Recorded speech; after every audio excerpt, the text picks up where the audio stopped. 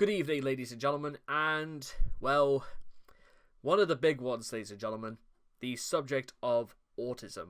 Now, before we just get started, I'm going to say a few words before we actually begin. The first is that, because I've mentioned for a little bit of a while now that I'm going to be winding down some of these articles, because for May and June, I am going to be busier than ever, so I'm going to try my best to pump out as many videos as I can and physically can for the next 4 days, because you guys, you guys mean so much to not only this channel's growth, but also the level of support and consideration you guys have given me over the last couple of months. Especially for those who know, it will straight up might possibly agree, because, well, I've kind of had a very, very difficult few months, but that's not what we're here for. What we're here for is to talk about Chris Chan, or the world's oldest child, as I've now come to refer to him as. But just so you know, thank you guys for being here. Now, we can begin. Autism is a neurodevelopmental disorder and the lens through which Chris experiences the world. It is impossible to understand or understate as well Chris's defensiveness, hypersensitivity, narcissism, irresponsibility, paranoia, victimhood, self-pity, and poor grasp on reality without understanding his relationship with autism. I'm pretty sure there's self-awareness. There is empathy, sympathy. There's a lot of other there's a lot of subcategories this could also fall into, but to say that, well, just these are the ones we always come back to is always kind of peculiar at the end of the day. But let's keep rolling. Chris was diagnosed with the disorder in his early childhood, at a time when far less was understood about the disorder, and it became a cornerstone of his identity and influence on how he would act, alongside potentially other undiagnosed psychological or neurodevelopmental disorders. It should be noted that Chris's autism is not reflective of the experiences that most people with the disorder have. Well, if I was willing to give this article a little bit of a slip when they describe it as a disorder as opposed to a condition, that's just more down to the life that Chris lives, as opposed to, well, what other people go through. Because I know fine well what I go through, although technically mine is Asperger's, but that's kind of splitting hairs in my opinion. But since Chris has consistently pointed to autism whenever he does something wrong, and we have no way of knowing what other disorders Chris may have without access to his medical documents, this article serves as a good place as any to discuss the nature of Chris's neurosis, whether they are tied to autism or not. And strap yourself in, because there's quite a bit to go through. Pro tip: there is considerable debate on how to refer to the autism community, with some preferring diagnosis-based language, Chris has autism, adjectives, Chris is autistic, or nouns, Chris is an autistic. Since Chris has never appeared to have a preference, the Quickie uses these terms interchangeably. So in case you're wondering if there is a little bit of an inconsistency with this, I mean, not that I've ever heard anybody kick off about this before. Some people do kick off, and maybe there's good reason for it too, whenever we refer to Chris with female or male pronouns, but this is one where there seems to be a bit more leniency, one way or the other. Autism is a I'm just going to actually correct this a little bit, is a neurodevelopmental condition categorized by difficulty in communication and social interactions. Well, difficulty, it should be by varying degrees in communication and social interactions. Issues that usually surface in childhood and carry on throughout life if not treated early on. Well, that's also another thing that's a little bit untrue, because For those who don't know, autism, it changes the way the brain develops. The idea being is that, okay, very, very quick biology lesson, guys, and I'll keep this very, very simple. You know, you have this lobe on the back of your head.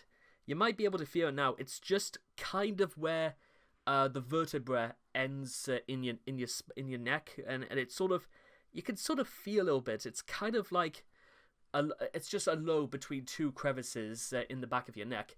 Well, that is, at least in that part of, well, because I think it's like it has to be a certain point outside of the brain, but it's essential, or it could be literally where the brain sort of stops right here. It's what's referred to as adult neurogenesis. And yes, of course, well, that's just to give you an example of where it would be located, because of course you've got, you know, your scalp, your skin, the skull, and then of course the brain behind it. It's sort of located, I think, either below or above the cerebellum. But the point is that adult neurogenesis, as it is referred to as, it's where memories are stored, and it's something that actually the human brain can snap to action. For example, let's say if you were to, let's say, scald yourself with hot water, not only is the shock immediate, but it's also the physical memory of the shock actually stays with you, and it actually stays in your brain.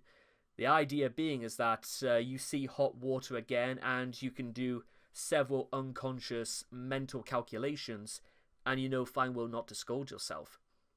And that's not even a thing about common sense, guys, or anything like that. That's down to pure like physical common sense, I should say. The sort of thing that your central nervous system immediately detects as being dangerous if you go about it the wrong way. And it's one of those things that's never really like, but hear me out on this one. I'm uncertain as to whether or not neurogenesis, adult neurogenesis, is actually impacted by autism or not, because there are some people out there and who have the sort of memories that, honest to God, like, sometimes I could literally play back an entire movie in my head, and I can remember every frame, every character, every piece of dialogue, and I can almost play this at random. Sometimes, in fact, even as I'm talking to you guys right now, I could even play a clip from, let's say, Hal Roach's production of Mice and Men from 1937, and I can still listen to, you know, Burgess Meredith and John Claney Jr. talking about why aren't they just going to the ranch to get some supper. I can remember the pitch, the graininess of the dialogue, the setting. I know it's obviously not meant to be Soledad, but it's I think it's a pretty good rendition of Soledad. And besides, it would have been filmed out in California anyway, even back during the 30s. But you see, it's the dog's bollocks of stuff like this, is that I can remember it to such an extent that it's so hardwired into my prefrontal cortex, if you will, that I could just summon up a memory about that at will. And this even goes to memories about things that don't even exist. As in, I can imagine like a show, a movie, a character, something like that, and I could get them to play out like whole episodes you might find on terrestrial television just at the drop of a hat. And I know fine well there's an innate satisfaction in having an experience like that, because it is something that is entirely your own, something that you can enjoy, something that you can pull ideas from, something you can even learn something very unconsciously, if you will, just from what you can come up with and what you can do. The world is your oyster. But as I said before, I don't think this is necessarily something that is necessarily have, well, any relation to autism whatsoever. I think it more comes from a sense of being inspired by the outside world. to draw upon themes, ideas, characters, designs, environmental factors. There is such a world out there, ladies and gentlemen, and if one person just so happens to have these ideas and is autistic, then you know what, so be it. I don't think it would be any different if somebody wasn't. I think the problem, however, that quite a lot of us fall into is that I feel as if some of us try and almost fetishize the outlook of other people having autism, thinking that autistic people are immensely cleverer than everyone else, and that they see things differently or they act differently, and it makes them very, very unique. I think what a lot of people need to also get into the habit of thinking, and well, is that it's not always like that, because autism is a spectrum. There are some people who are, and I've told you guys this story before, haven't I? About I've seen people with autism in the absolute extremes, and it's a very difficult situation to look at, because I have no way of making any sort of mental connection as to whether or not a person with a very extreme case of autism thoroughly understands or comprehends, maybe from a neurological perspective, as to whether or not they understand what they are doing, whether they genuinely have the power to make cognitive basic decisions. I have no way of knowing whether or not you know what I'm trying to say is that it's something that a lot of people that, well, we'll never, I don't think we'll ever really know, but I think the only people who will know might not necessarily be the people who can actually communicate the sort of life they leave. And something that's going to be a little bit of a common theme throughout this article is the fact that however bad Chris may be, I like to imagine in some way that, well, Chris is not beyond the scope of rationalizing or understanding what he does. But the problem is that Chris, I think, at times thoroughly understands exactly what he is doing, and yet still decides to go through with them anyway. And that's something else that you're going to be hearing a lot, is the fact that if Chris claims to know better, and I don't necessarily have any reason to suspect that Chris doesn't know better, but if Chris claims to know better, then why is he not trying to be better, as opposed to do the things that he does? Those things might...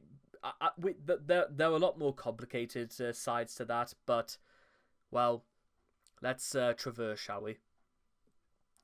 Autism can lead to restrictive and repetitive behaviours, intense passions known as special interests, and unusual fixations or approaches to stimulation.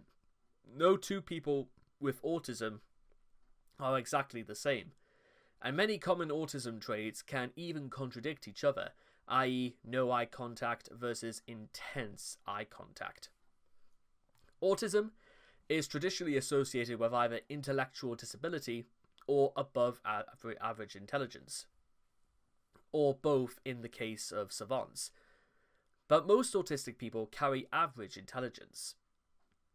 The autism spectrum historically covered a number of related diagnoses, including Asperger's syndrome, which Chris resents. The DSM-5 replaced these diagnoses with a single diagnosis of autism spectrum disorder, divided into 3 levels based on support needs. Due to his status as an internet celebrity, do you know what a celebrity is? Chris doesn't. And lolcow, which Chris does understand, it goes without saying that Chris has a very unusual case of autism. Since he is arguably the most documented autistic person in modern history, he affects public perceptions of the disorder on the internet. Nah, not really. It depends who you ask, I suppose. That being said, it is highly unlikely that Chris has many other issues beyond just having autism. since Chris has demonstrated problems that simply can't be explained away by the disorder. For instance, it shouldn't have taken him 6 or 7 years to learn how to speak, even with severe symptoms.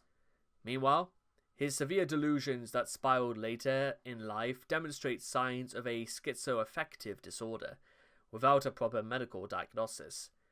In part thanks to Chris's history of avoiding cooperation with people trying to help him understand himself on that level, autism remains the typical scapegoat to explain Chris's behavior, even if the truth may be more complicated.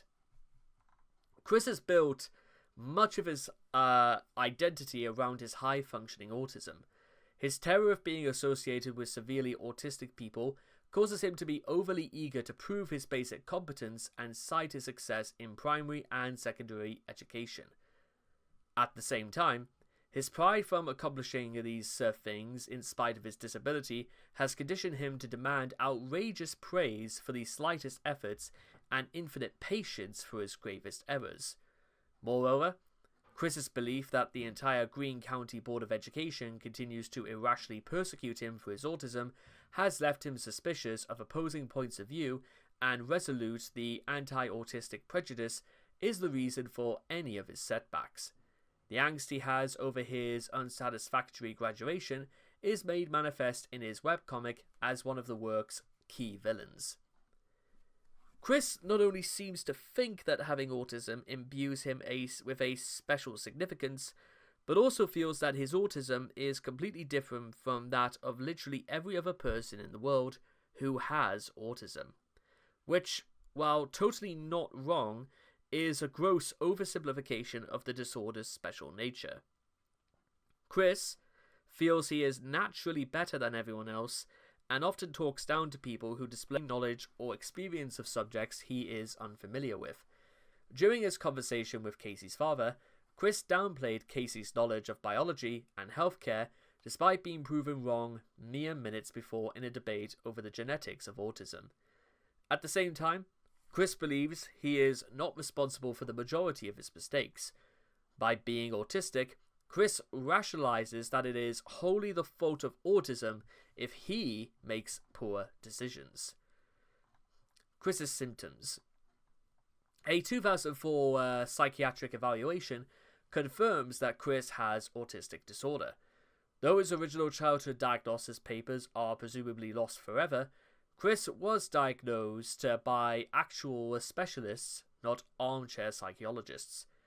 Nevertheless, many trolls dispute the exact diagnosis of Chris's mental condition, on the basis that his observed behavior is inconsistent with that of various other autistics. Quick-related forms, and other forms for that matter, have seen numerous testimonials about people who are undeniably autistic, but nowhere near as messed up as Chris has turned out to be. And in general, these forms do not consider Chris to be an example of what most autistics are like. They are well aware that the condition is a spectrum. Quite often, autistics are indeed able to learn social skills to a certain extent in the context of intellectual learning. Others can learn social skills the old-fashioned way, usually through joining a group and coming out of their shell. Some can even come off as being completely neurotypical because they have come to realize that they must adapt to others' expectations of what's acceptable if they wish to succeed in life. They may also adopt an alternative approach of haters gonna hate, surrounding themselves with like-minded people and not giving an F about the bullies. Chris, however, demonstrates a willful ignorance of normalcy, with a sense of entitlement coupled with an exception that others should not only understand his ridiculous idiosyncrasies, but also accept them at face value. Sometimes, he even wishes to force them upon others. A layman might come to the conclusion that Chris is not autistic and he's just a regular, albeit quite idiotic guy with a few eccentricities and personality flaws, or jump to the other extreme and conclude that Chris is completely mentally, or full-blown schizophrenic. Some folks argue that Chris's autism is so mild that it's barely relevant, while others attribute his entire personality to it. But the truth appears to be in the middle. Chris's characteristics are most likely a combination of genuine autism, bad parenting, isolation, and other mental impairments. His symptoms are listed below, coded to match the official DSM-5 diagnosis. A. Deficits in communication and social interaction. 1. Social emotional reciprocity.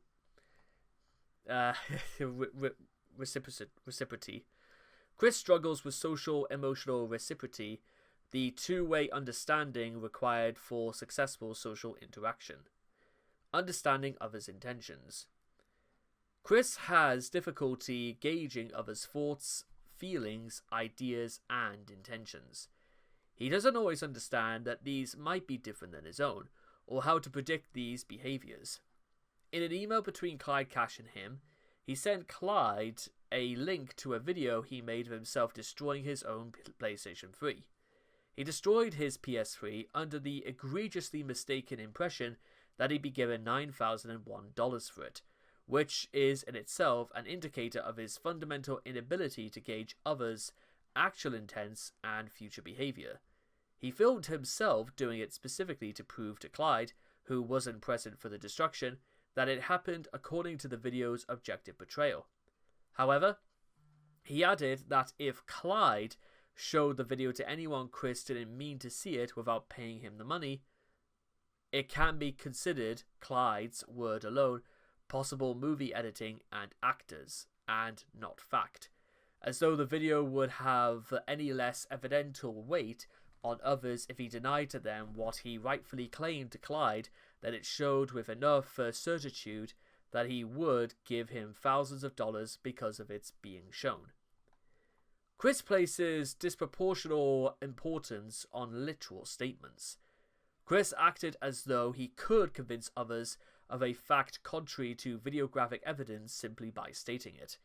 Another example is virtually the entire Liquid saga, where Chris honestly, fervently, pathetically tried to demonstrate what was already so blatantly obvious to everyone, that his name is not Ian Brandon Anderson and that Liquid was not him. He seemed to believe strongly enough to become visibly frustrated that others might believe Liquid's statements in the face of the obvious, that he had to continually counteract those statements with his own as though their just statements were the most important or most effective means of proving what everyone already knew. And besides, Chris even stated that, he thought the SingStar challenge was just a fun thing, and it was never to prove who was who. Well, if that's true, and you already knew that, then what did you bother going through with it in the first place then, Chris? Just saying. Chris is extremely gullible. While autistics can have problems with social cues such as sarcasm, thus being gullible at times, Chris is more... one second. This is more due to his inexperience. One need only see his extensive list of sweethearts to see just how easily fooled he is. In addition, not only has he been fooled by trolls of both sexes pretending to be female sweethearts, he has fallen for trolls pretending to be Nintendo executives, approaching him about making a Solitude game. A telling statement comes from the aforementioned email to Clyde.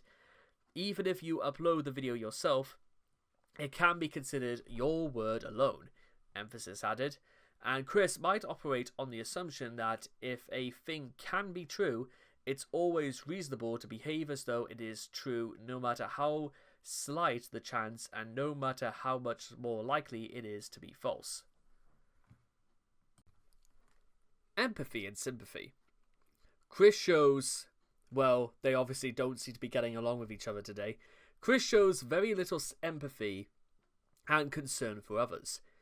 In his plea to Clyde, his advice after the S of Clyde's brother Ryan Cash was, find yourself a girlfriend. He asked for Edie to please unban him, or to please understand him, because he is an innocent victim of misunderstanding. He wants empathy from others, but he can't return the favour. Why not? Well, guys, that is a good question. Chris primarily sees other people in terms of what they can provide for him. When accused of overstepping his bounds or other wrongdoings, he has no concept of remorse or apology, except as something he must do to continue receiving favours. When forced to apologise, he makes insincere apologies followed immediately by further demands. When Chris doesn't attempt empathy, it's only when he already sees himself in the other person, or in the person, I should say, no matter how big the stretch is. This habit shows up in Chris's justifications for his votes. He voted for Barack Obama because he was a victim of discrimination, equating Obama's struggle with racism to his own struggle with autistic persecution. He mainly voted for Hillary Clinton because she was a woman, which Chris has identified as since 2014. He never looked at either candidate's platforms or vote based on actual issues, just because, well, his entire rationale was based on who he can see himself in. Footnote, not a euphemism, by the way, especially we're talking about Hillary Clinton. I mean, but I suppose the thing to say about this is that, well, I think that must also, this is in some cases, but not in all cases, because, well, why did Chris see himself in Bush Jr. during the 2004 election, as opposed to is it Jack Remy, who was the Democratic elect in 2004? Something like that. Social awareness and boundaries. Chris struggles with social approach. He believed that holding up a literal sign with his requirements for an eligible sweetheart was a socially acceptable way to meet people. He would pace around public places aimlessly, and he has difficulty initiating conversations. He sometimes starts off the convo with botched attempts at pickup lines and random excess humour. Nowadays, much of his social approach takes the form of meet-and-greet photo ops at conventions or elsewhere, though he still screws it up. Chris doesn't understand the concepts of boundaries, whether physical or verbal. He kissed people he met seconds ago at too many games, he was quite handsy with Megan, Casey and Emily, and he buried his face in Catherine's breasts. He regularly refers to his superiors by their first name, sometimes even by pet names that they don't even use. He doesn't seem to understand that different relationships call for different sets of social norms. Chris lacks a conversational filter. He calls this honesty. Normal people call it social dysfunction, without provocation. He will tell you about his pink eye, his dirty cramped briefs, his autism itself, and how he is a virgin with rage. Only when his mother told him to knock it off did he actually give up telling everyone he was a virgin. He mostly takes interest in himself while talking, only occasionally taking interest in his conversational partner. All of the above could be explained by Chris's lack of social awareness. One notable instance of this, as revealed in the Autism Papers, was when two black ladies were speaking to Chris about his love quest. When Chris politely told them that they could not be his girlfriend because they were not white, based on the report of the Examiner, Chris believed he was merely informing the ladies as to his prerequisites of a potential sweetheart, while oblivious to the fact he was being racially insensitive. Because Chris is still somehow under the impression that beggars can be choosers. Although, for that to be true, Chris would have to admit to being, desperate. When, let's be honest, Chris can come off as incredibly desperate. 2. Non-verbal communication. Chris can't show emotions well with facial expressions and body language. See his statement of the women of the world if you enjoy Chris appearing in your dreams. His inability to display emotions on his face have been called a dead fish expression, though Bob displays a similar stare. When he does attempt to have an expression, it looks very cartoonish, possibly because he copied it from actual cartoons. Also notice his inconsistent eye contact in his Sonic the Hedgehog Watch and Win sweepstakes news interview.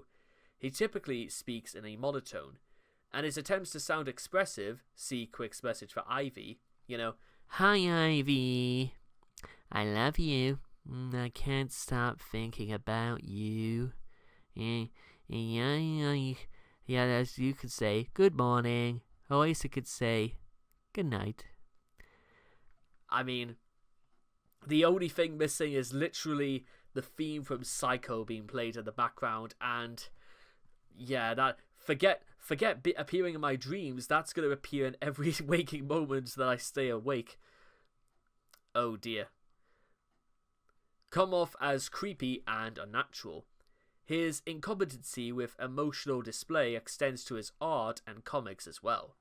He has a hard time displaying emotion on his characters' faces, and even has added emoticons to the speech bubbles to make up for his lack of ability to communicate through his art and writing alone. Chris also has very poor facial and vocal recognition skills. Julie was a 13-year-old boy using an obvious falsetto, and Chris fell for it. In one chat, the boy made no attempt to disguise his voice whatever, and Chris was none the wiser, disclosing personal sexual details. 2 images of different people were used to represent Blanca Weiss, and Chris didn't even notice. In a name chat with Vanessa Hudgens, she sent him a link to pictures of Megan Fox, and Chris complimented her on them, even though the two don't even have the same skin color.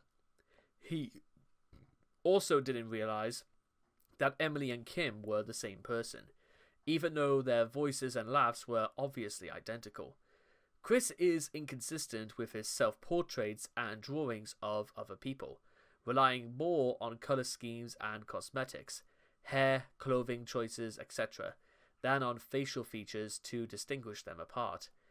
In his attempt at a political cartoon, he relies on labels and arrows to distinguish the characters instead of exaggerating their facial features like mainstream political cartoonists.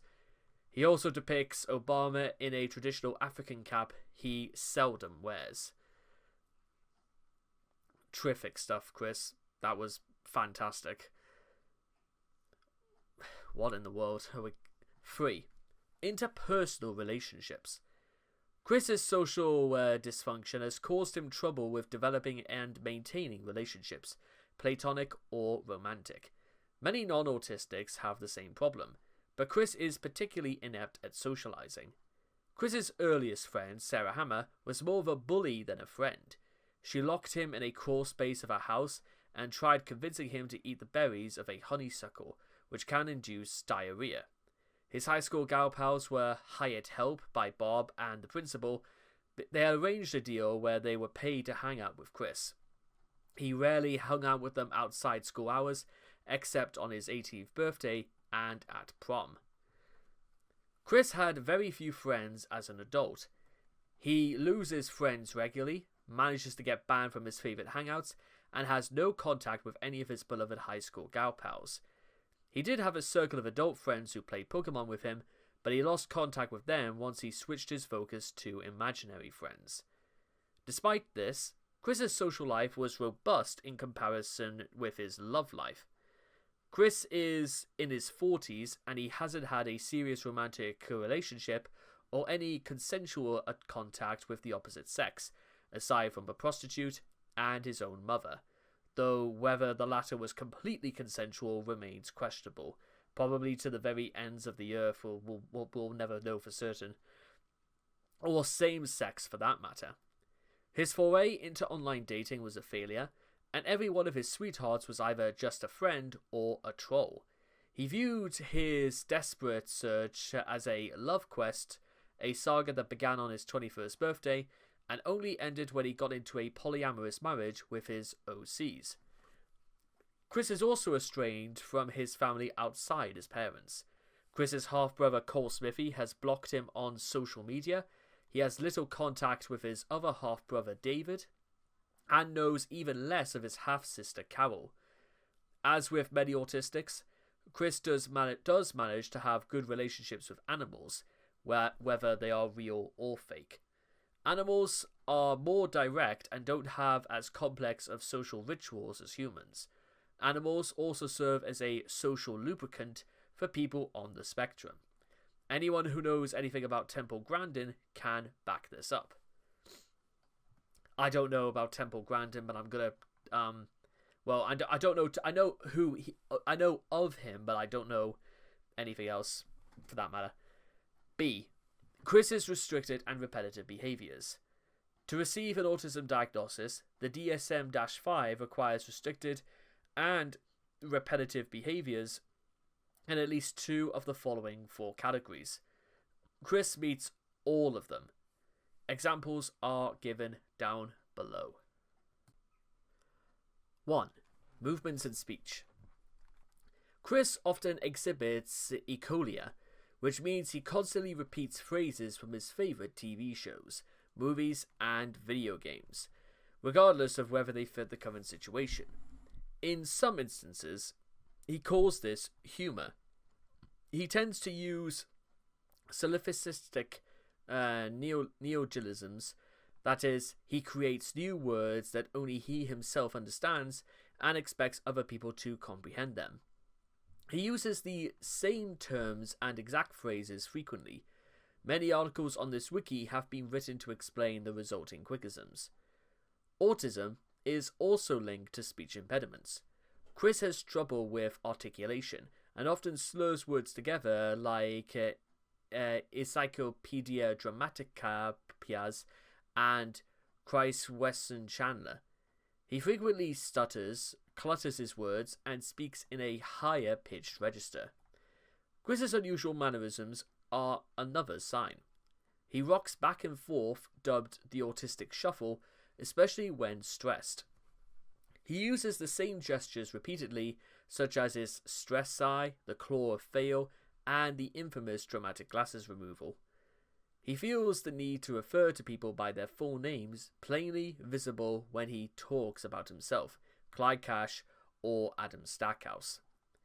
An overlooked but crucial characteristic affecting all of Chris's physical activity is his display of hypotonia, which refers to a distinct lack of muscle tone, in biological terms referring to tension rather than the colloquial used to describe muscle strength, although raw physical strength is also affected by it, which affects motor skills as well as stamina.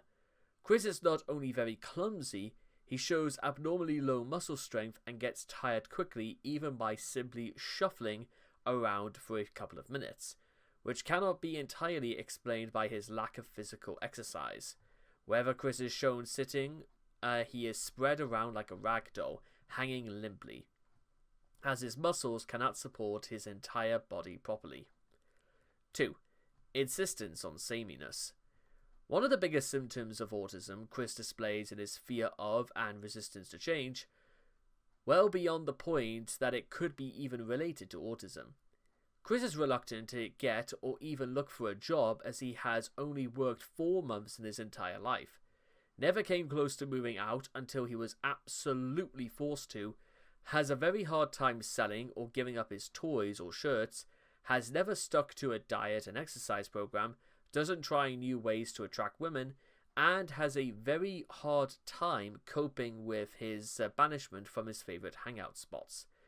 His proven tendencies to avoid responsibilities and self-improvement show that he has a very hard time moving on from his childhood lifestyle where he had no obligations other than school, or simply fears failure of all types. Chris thinks in absolutes and in terms of clearly defined steps in order to do something. He thinks there must be sex on a by the 3rd date. He describes his sadness in terms of his heart level and briefly mentioned a scale of respect. He feels that if he just knows the correct steps to getting a sweetheart, he will be able to find one easily. His crash course in dating and suggestions to Blanca assume that a relationship should follow a rigidly predetermined progression instead of a natural flow. In an exchange of emails with Jackie, Chris responded to her frank descriptions of his habits and lifestyle by saying she had exceeded the hurtful truth level, while he knows he should be appreciative of hearing the truth about himself. This was the only way he could wrap his brain around the abstract idea enough to be able to tell her he thought she'd gone too far.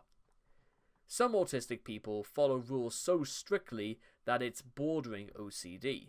Chris, however, has the opposite problem. He lived in a filthy, unorganized house for many years, makes comics with a very inconsistent plot, and wears the same shirt for days at a time, and disobeys the law when it inconveniences him. 3.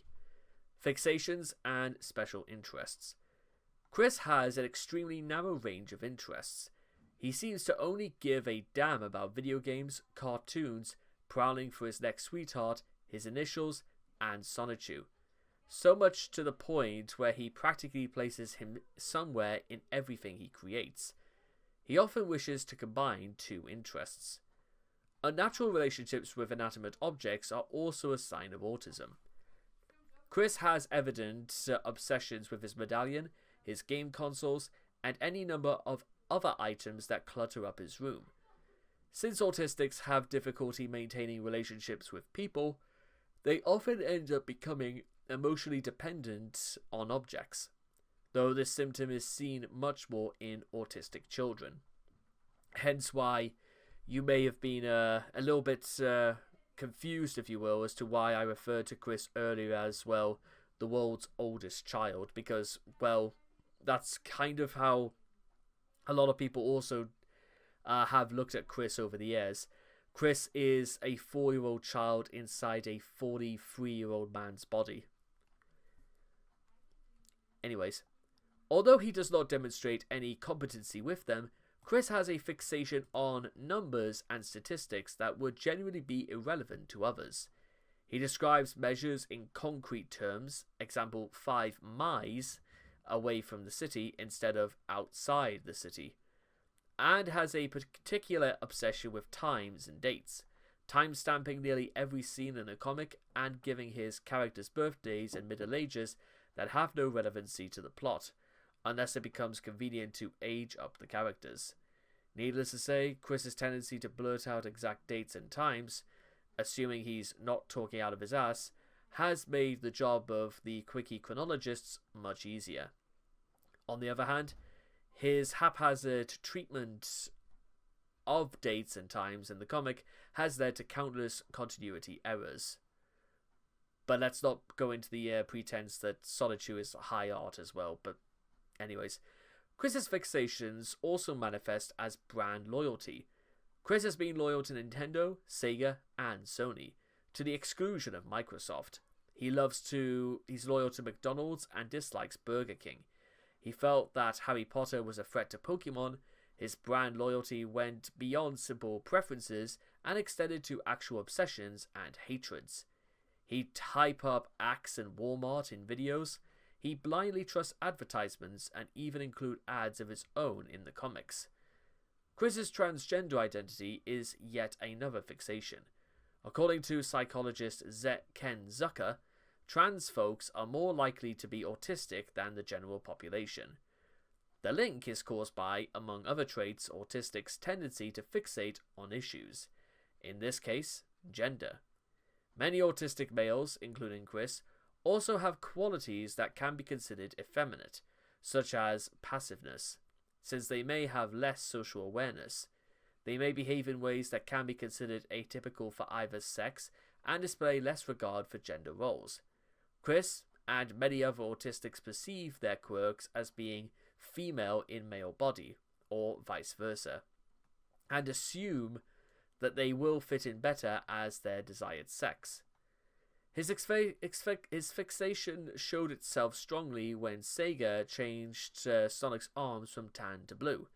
Chris launched a crusade that ended with him macing an innocent GameStop employee, a criminal offense launched entirely by a minor change to a fictional character who happens to be Chris's icon.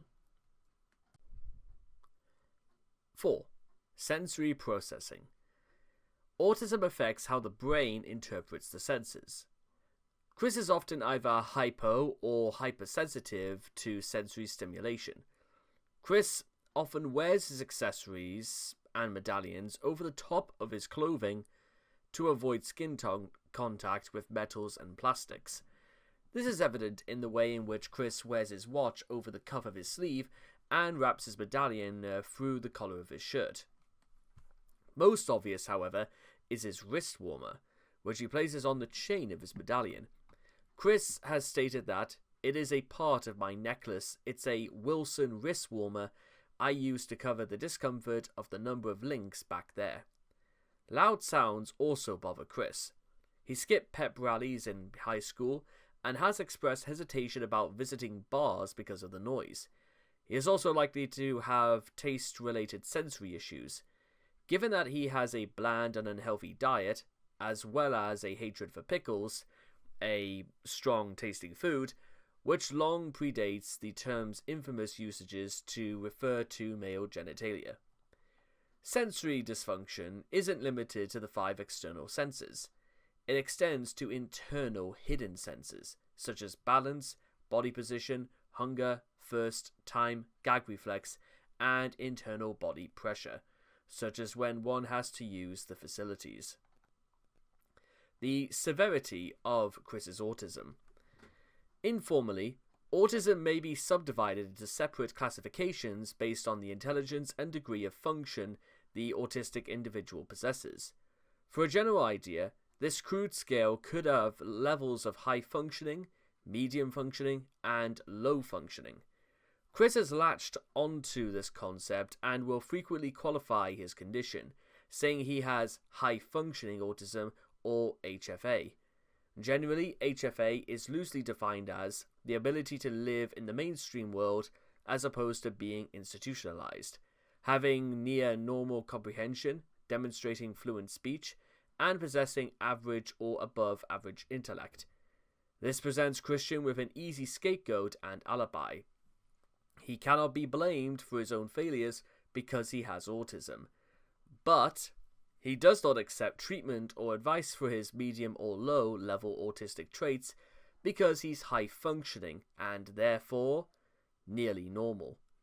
Chris believes he can do much more than any low functioning autistic could, even as he lived with his mother well into his 30s, has never had a real girlfriend or held a steady job, any job period for that matter, and soils his pants on a semi-regular basis.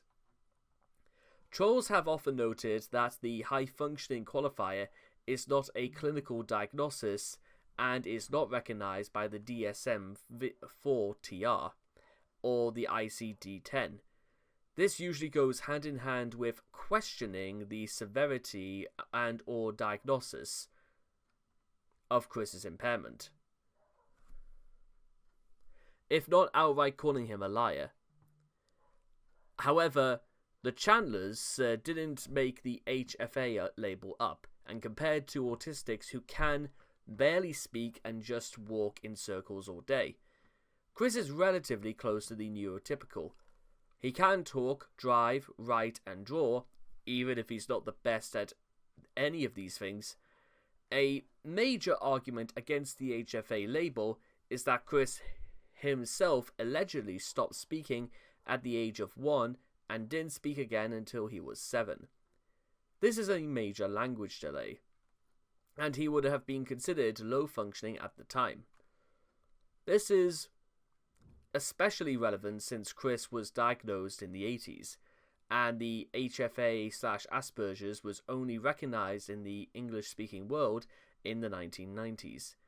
At the time of his diagnosis, being autistic required at least a delay in speech acquisition, if not complete muteness.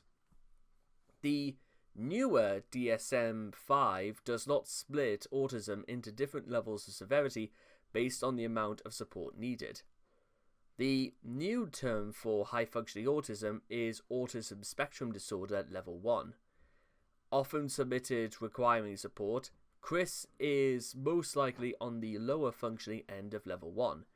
Though his developmental delays in early childhood, significant difficulties navigating social situations, and stunted life skills could still put him in the cusp of Level 2, meaning requiring substantial support. Semantics aside, though, it's clear that Chris is far from normally functioning, Only an updated psychological profile would really provide an insight into the complex and controversial mixture of autism and mental illness that is present within Christian. The onset and diagnosis of Chris's autism. Chris's version of how no one gives a shit that you are autistic, they never did. Jackie telling Chris something that he will flat out ignore. Chris's version of how he developed autism is best explained in the Song of Christian video. There, he explains how a babysitter locked him in a room filled with toys at around the age of 1.5. After crying for hours, he emerged from the room unable to talk. As Chris himself puts it, God put the mute button on me. This implies that Chris could talk before the incident, which directly contradicts Chris's own parents stating that he never spoke until around the age of 7. Most specialists claim that the symptoms of autism begin to show around that age anyway. So even if the events of the story happened, the babysitter did not cause the autism. It is far more likely that Chris's parents simply looked for anyone to blame for Chris's sudden loss of language development, even a random babysitter. Notably, Chris has diverged from this story before, having claimed at least once that he was intentionally injected with autism by doctors when he was a child, as if that were even possible. Nevertheless, it speaks volumes of the veracity of the former account if he can't even keep his story straight, not to mention that Chris probably has little idea of the causes of autism anyway. As for how Chris actually became autistic, studies have shown that there is a positive correlation between the age of the mother and the risk of autism. Given that Bob was 40 years old when she gave birth to Chris, this is a likely explanation. It is also worth noting that Bob was an engineer, and studies have found higher autism rates among children of engineers and other technical occupations. Bob's granddaughter Savannah is also autistic. It is currently unclear how Chris came to be considered as autistic, although Chris has claimed that his parents possesses official documentation about this in a safe. When pressed to release this information, he provided a 2004 psychiatric evaluation that states Chris was diagnosed with autism when he was around age 5 or 6. However, there's no way to be sure if the evaluator simply wrote down Chris's responses to his questions or independently verified them. For example, Chris might not remember this exact age when he was diagnosed, but you think his medical records could be more precise than 5 or 6. By the time of the Chandler's legal battle with Greene County, Chris's autism seemed to have become a universally accepted fact. But the details of how, when, and where Chris was diagnosed remain a mystery. When recounting his childhood, Chris usually skips straight from the evil babysitter incident to age 7, so we know very little about what, if any, treatment he received during this crucial period of development. In a Wikipedia mailbag, Chris claims that when he was young, his parents were told he would never be able to read, write, or function on a normal level. He and his doctors have now upgraded his condition to high functioning, but apparently his incredibly abysmal upbringing has actually allowed it to progress to mid-functioning at best. In his Song of Christian video, he explains that his mother took him to the toy department and coaxed him to read aloud the names of GoBots and later Transformers. Chris says he began speaking again when he was 7, that is, in 1989, when the Transformers line was on its last legs and the GoBots line had long since vanished. This would seem to indicate that this form of therapy had to have gone on for several years before producing any results. Persecution. Chris attended Greene County Primary School, apparently without incident, from age 5 until age 9. Problems arose for him in the 4th grade at Nathaniel Green Elementary School, where he alleges that the faculty wanted to remove him from mainstream classrooms and send him to what he calls an institution. He also claims that the teachers at the school held him down and recorded his screams. Chris frequently cites this as evidence that the school was senselessly cruel towards him for no reason apparent to him except an innate fear and distrust of autistic people. More probably, given Chris's ongoing behavioral issues, is that he threw a temper tantrum so big it forced the faculty to physically restrain him while refusing to restrain himself. There's no way to know if Green Elementary treated Chris unfairly, but the incident does suspiciously resemble Chris's arrest in July of 2005. The Chandlers sued to prevent the school board from removing Chris from mainstream education before ultimately relocating to Chesterfield County to continue Chris's mainstreaming from there. Chris frequently brings up that the reason people used to be cruel to him in his childhood was because they did not understand autism. In the 1980s, when autism had been known for around 40 years, when asked about why they did not understand, Chris delivers his canned response of, "I do not know." There's no way to know how much of Chris's attitude about the Greene County crisis is based on his personal recollections or what he was later told by his parents, who themselves seem unusually paranoid about the county's vendetta against their family. However, the result of the incident is clear. Chris emerged from adolescence firmly believing that many people not only misunderstood autistic people, but hated and feared them. He seems to believe this prejudice is based not on a person's actions, e.g. throwing fits and irrationally screaming, but on a person's mere identification as autistic, regardless of function. Given Chris's fear of low-functioning autistics, he may in fact think this prejudice is perfectly justified, but wrongfully targeted at a high-functioning individual. Of course, in Chris's mind, he may as well be the only high-functioning autistic in the universe, so he is the only one and the only innocent victim in everyone's favourite game, Kick the Autistic. Chris's tactful and sensitive comments on a news story about a woman with Asperger syndrome being raped revealed that he believes the media, like the rest of the world, has a bias against autism similar to missing white woman syndrome, and that the story wouldn't have been reported if the victim was a woman with proper autism.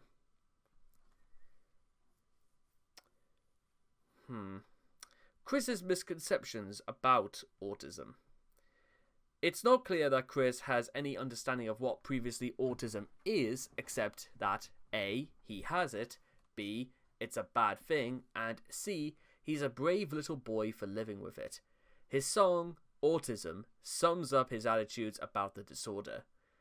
AUTISM, what does it mean? Silence and friends unseen, a few brains as well. That is autism, and that makes us seem special to you. Chris attempted to spell out autism in more ways than one, I guess. To Chris, that's all it is. A condition that makes you a bit smarter than normal human beings and mysteriously makes people not want to be your friend. Chris also seems to only be aware of the symptoms of autism that fit in with his odd pseudo-bohemian lifestyle. Asexuality is very common in autistic people. This is because any form of romance or sex may be too intimate for an autistic mind to cope with. This completely contradicts Chris's love quest and suggests that he is actually trying to compensate for his inability to feel true sexual attraction, even if that means becoming a genuinely disturbing pervert. His tone deafness for singing is fairly unusual for an autistic individual, as well as autistic people tend to have stronger pitch perception, and they are more likely to have perfect pitch than the general population. Chris considers himself to have helped cultivate the first generation of autistic people, suggesting that he believes he is a prevalent figure in the autistic community. In a May 2010 video, he stated that our society is spending so much time on the internet that everyone is becoming autistic. This further proves that people with little to no social interaction couldn't attempt social commentary. That, and Chris has no clue what his own disorder is actually like. In November of 2010, he tried to use this excuse to guilt-trip Jackie into being sorry for yelling at him, which worked about as well as you would expect. Chris's failure to understand the symptoms of autism may well explain some of his odd behaviours. Due to lack of social activity and poor theory of mind, Chris doesn't seem to realise that his behaviours are what they are, as best demonstrated by his belief that it is normal for an adult to shit themselves. Chris does not recognise the differences between himself and others, and this applies to the differences between himself and neurotypicals, and, seeing no differences, he believes his autism to have been thoroughly conquered, even though while embodying every single trait of it. Chris on the causes of autism. There's a broad scientific consensus that autism largely arises from genetic factors. Chris's own case is consistent with the theory that children born to older parents are at greater risk of developing autism. Bob and Bob were 54 and 40 respectively when Chris was conceived. Chris's own expressed views on the root causes of autism are all over the map. He's espoused a few different theories at different times and in different situations.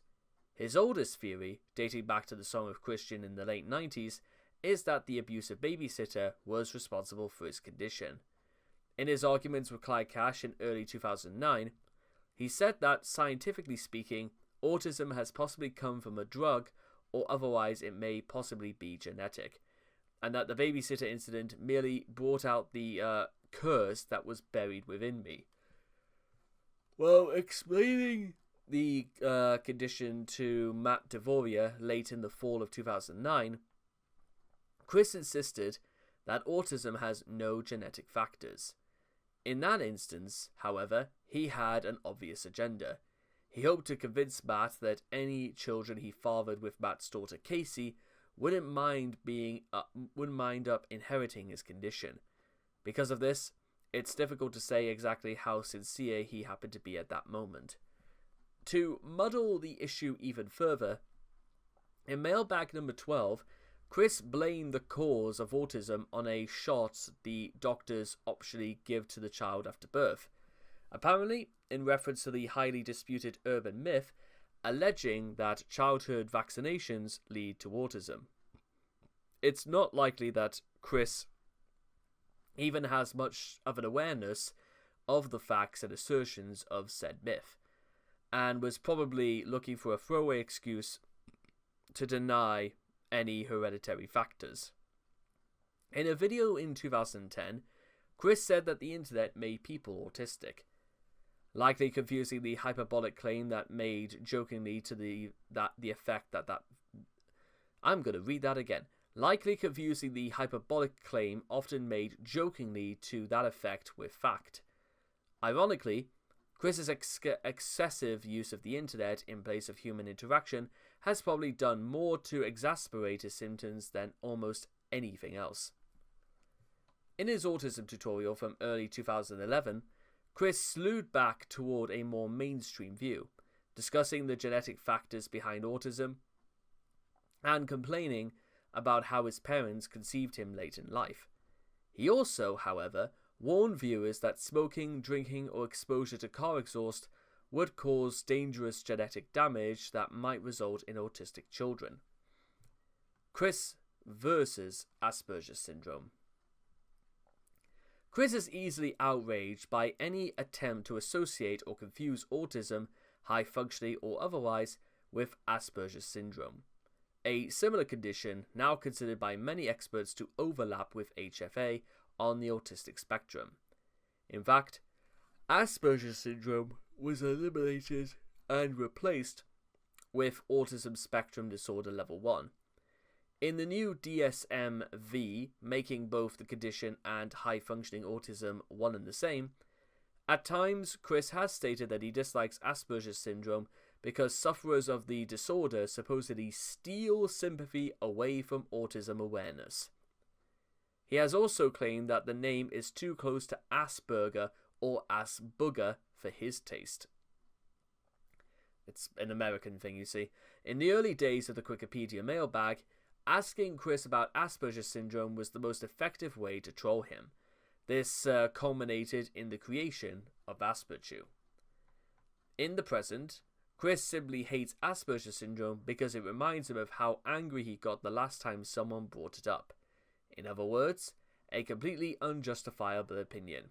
Well, what did you expect? Chris has declared himself close-minded on the subject, dismissing all scientific opinion contrary to his own, and angrily refuses to be convinced that he does not occupy a more favourable, exactly what that means depends on whether Chris is looking for pity or adulation at the same time, tier of the spectrum. Chris on neurotypicality. Chris also has little understanding of the concept of neurotypicality, the state of lacking any kind of neurologically atypical traits. Some people on the autism spectrum, especially those with Asperger's, are deemed to be of above average intelligence or possess a special talent in another field like musical art. Chris has taken that to mean that he himself must also be in the same group of autistics, where he is much smarter than the average person. This is especially prevalent during the dimensional merge era, where he refers to non-believers as neurotypically hindered. However, and I think I know fine well what a lot of you'll probably be saying is that intelligence and maturity are not necessarily one and the same. Somebody may claim to be intelligent, but perhaps may lack the humbleness, the wisdom to actually realize that, as was said in Star Wars, the ability to speak does not make you intelligent. Someone should have also told that to Chris. That would have told him to be quiet on too many occasions, if you ask me. But for some reason, Chris feels the need to openly express and expand upon his theory that others are inferior to him. And if you feel that seems a little bit harsh, well, unfortunately, Chris certainly has a habit of acting that this is the case. And if Chris didn't want this to be true, then maybe Chris should have thought through his actions. That's all I'm going to say about that. Alternative phasing, or phrasing. I have a dementia problem that makes me fall mentally blank. Chris substituting dementia for autism. Chris sometimes uses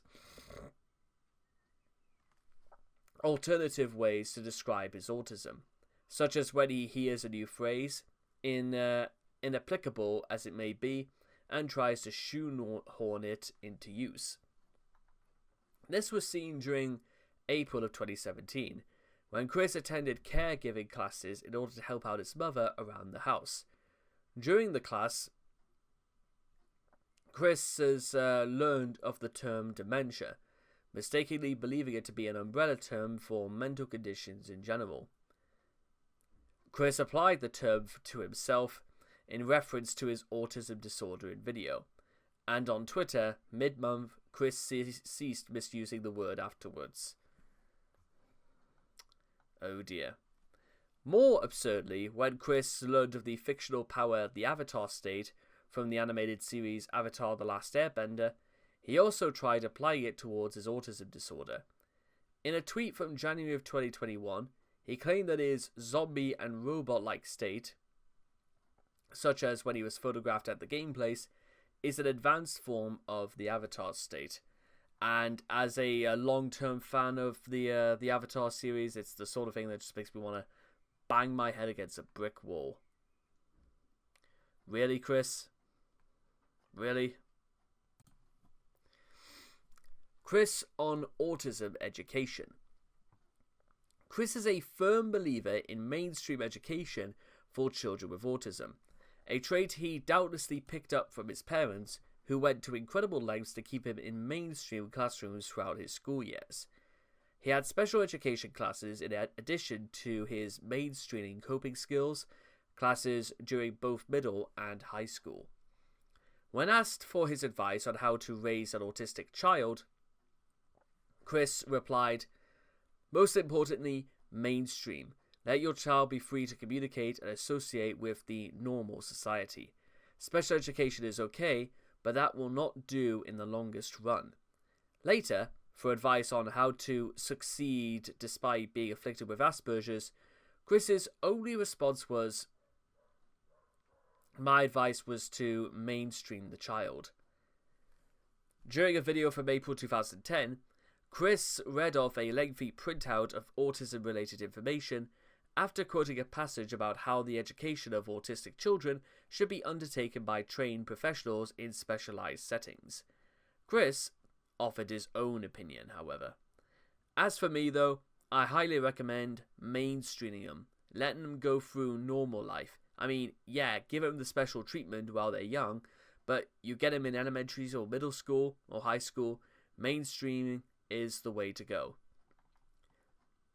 In short, Chris believes that the approach that produced the man as we know him today, i.e. ignoring the problem and doing nothing to help it, is the best way to raise and educate children with autism. Bravo, Chris, bravo. Moving on. Autism cured? Chris's greatest dream is that his autism might one day be cured. Although in 2006, he said he would unhesitatingly sacrifice such a cure in order to obtain a PlayStation 3. There are instances of children inexplicably recovering from the symptoms, but there is no known cure for autism that can simply be applied to everyone like Chris's homosexual vaccine. Imagine the surprise of the mental health community, then, when Chris revealed in March 2009 that he had overcome his autism once and for all. "I'm not going to blame it on my autism, I have realized I am over that now." Over what? Over your autism? Yes. Anyway, what is it you want to do? Christian, are you serious? Autism is not influenza. You don't get over it. I've broken out of my autistic shell and I am better to socialize in public with the past practices online. Chris has claimed during the same chat that he may not be making sense due to a virus, easily allowing him to retract this. Fortunately, Chris has discovered that stress is a more socially popular scapegoat for his personal shortcomings. Of course, people learn how to manage stress, but what do you expect? As of May of 2009, Chris seemed to have regained his autism and was back to blaming it for his problems, seemingly believing that autism is as easy to shake/regain as the common flu. However, in November of 2009, Chris once again claimed to have been miraculously cured, as stated at the end of part 2 of his Solitude PowerPoint presentations, where he described himself as a high-functioning autistic recovered. A month later, Chris again backpedaled in response to Edie's claim he was suffering from autism. He agreed that "I still am for real." Chris's flip-flopping self-diagnosis simply illustrates his misunderstanding of his problems. Since autism is his scapegoat for when he fucks up, to him that's all it really is. A disease that makes people fuck up all the time. Therefore, when he fails, he has a bad case of autism, and when everything is going well, such as when he believes he has a girlfriend, he thinks the autism has gone away. What Chris really wants then is not a cure for autism, but a life in which nothing happens and he would need to blame on his autism. That is, a life which he has a girlfriend and nobody criticized him.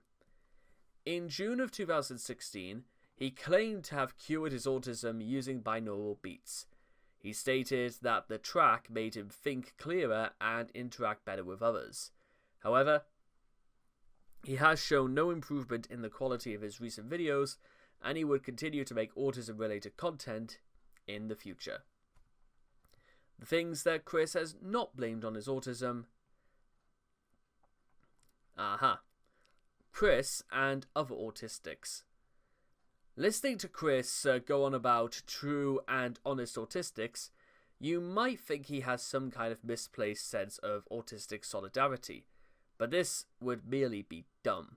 And Chris Chan always shoots for both dumb and repugnant, so the reality is that he doesn't give a shit about anyone's autism but his own. Disgustingly, but perhaps not surprisingly, Chris detests low-functioning autistics in the exact manner that he fears normal people will detest him. In Mailbag 25, he compares those with low-functioning autism with those who suffer from severe tardination or severe brain damage, thinking that they would have their arms linked together, have deformities, be confined to wheelchairs or crutches, and drool and grunt and growl, as though they had just come around from being lobotomized. He has also described them in extremely cruel and derisive terms, calling them windows to hell, and compared them to zombies. The irony of this resentment toward low-functioning autistic people is that he has a severely autistic cousin, as revealed in the Autism Papers. This probably means that either Chris is not aware of his own relatives, very probable, or he has disowned members of his own family on the basis of them having the same medical condition that he has, albeit more severely affected by it, being the autism Nazi that he is. Furthermore, many much lower functioning autistics lead far more independent and fulfilling lives than Chris does or could ever hope to imagine. He has once expressed a disdain for others with high-functioning autism, with HFA being one of the characteristics, excluding a woman from being a potential sweetheart. He explains that he refuses to date a girl with any form of autism because he fears that seeing them will make him think about what he might be like if he had anything other than high-functioning autism. Meanwhile, he looks at people with Asperger syndrome who are on roughly the same part of the spectrum as him as dirty whores trying to somehow steal the limelight from real autistics. Ironically, many feel this way about Chris. Chris has only once included another autistic person in his comics. In emails with Sarah Jackson, she told Chris that her sister was also a high-functioning autistic. When Sarah was included in episode 19, so was her sister Rita. When Rita was given dialogue after Sarah's death, what she said made so little sense grammatically, even by Chris's standards, that it is hard to see it is as unintentional. It can, therefore, be speculated that Chris, thinking his own autism so much better than anyone else's, was attempting to make Rita seem as unintelligent as he assumes of autistics and people with mental disorders are. What a gentleman, eh?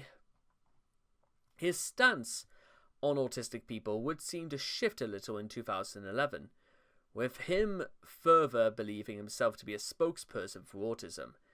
Chris has attempted to educate people about autistic people in his Little Big Planet 2 series, The Autism Tutorial.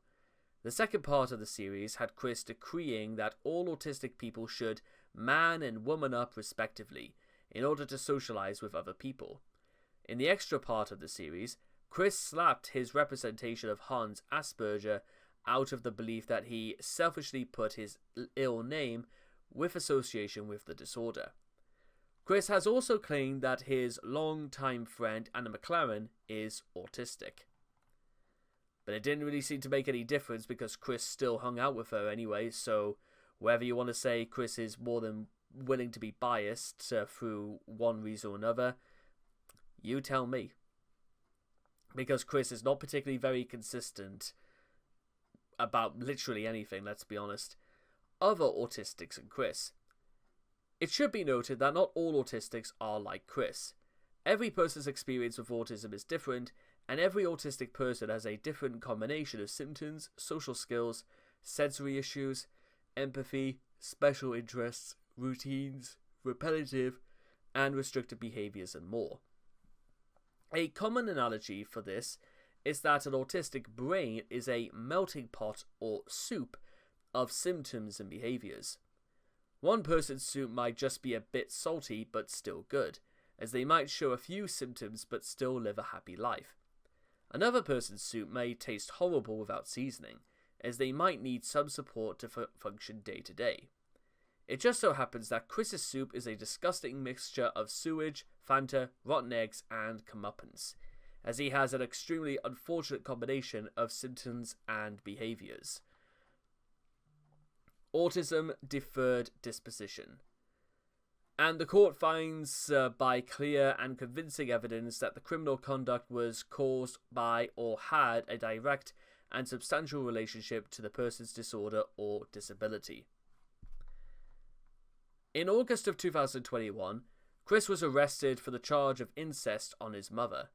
During the court proceedings, his court-appointed lawyer, David Heilberg, filed on 5th of August 2022 for Penal Code 19.2-303.6, deferred disposition based on Chris having autism, which the court granted. In effect, the law provides that if the court would be justified in a finding of guilt, and that autism had a direct cause in Chris's actions in being a motherfucker, that any further proceedings could instead be deferred and Chris be put out on probationary terms. While the following events are unclear, due to the case being sealed at Heilberg's request, although public records still revealed information, the court appears to have granted and deferred disposition motion. And considering that Chris was released in 2023, we can only assume that, well, it did happen. Although, to be fair, this is a story that the terms of how Chris got released from prison are actually, well, they're probably going to need a little bit more explanation as opposed to filing for a simple penal code. Because, and to be fair to David Heilberg, you know what? He had to defend his client somehow. I mean, a lawyer was appointed for this position. I mean, that's the whole point. That's why lawyers exist. Is, you know, they've got to be there to defend somebody, or, you know, they don't get paid and stuff like that. Meanwhile, I guess that's it, I suppose. You may be wondering to yourselves about where autism features in the comics. Well, autism doesn't really play a factor into the Solitude comics because Chris wants to make it abundantly clear that his characters have nothing to do with autism whatsoever. Which either suggests to me that Chris, well, detested autism to such an extent that he wanted to make his characters seem perfect with no discernible faults to them whatsoever. I'll try and discuss this in greater detail when we actually talk about not just Solitude, but Chris's writing style, because there are some... I'm not necessarily saying it's a requirement, but rather Chris could have been a little bit more avant-garde in his approach. And what he did decide to put in was to defer Alec Benson Leary's characters as characters specifically with Asperger's. And just like regarding Rita, I think it was absolutely intentional, the dialogue that was written for it, which Chris's level of like immaturity is, well, not only outstandingly shocking, but disgustingly insulting. Because remember, Chris had wanted this to be a thing for kids, and this is the example you throw. What a piece of shit Chris really is, you know. And by the way, if you still feel as if, you know, you can still find in your heart to find something to respect about Chris, I guess I'm sorry. But the problem is that when you read, or sort of when you read between the lines of this, you sort of get the impression that do you think Chris's problems would have only have just really begun if Chris did not have autism whatsoever? Because Chris's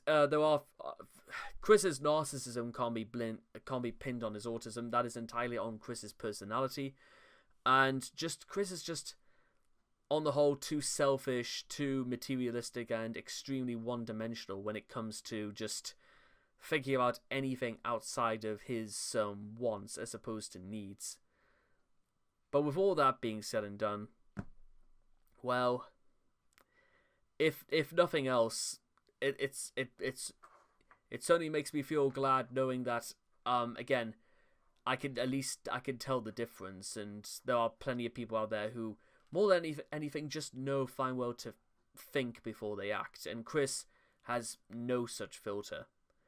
But I'm talking about that as though that's some kind of like newly discovered piece of medical jargon, when it's something that Chris has only proved time and time again.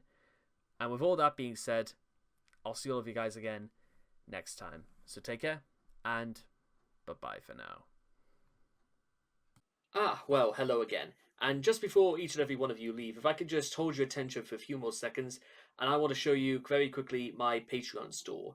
I've been running this for 5 years now, and ever since this month began, I've decided to reopen, relaunch, completely sort out my categories for videos, and I've uploaded them sometimes as far as 3 months in advance. So you guys will be able to get an exclusive look exactly what's coming out, when it's coming out, at your convenience. So make sure to stop by, take a look around, and let's see what you think. Thank you very much for supporting me once again, and I'll see you again next time.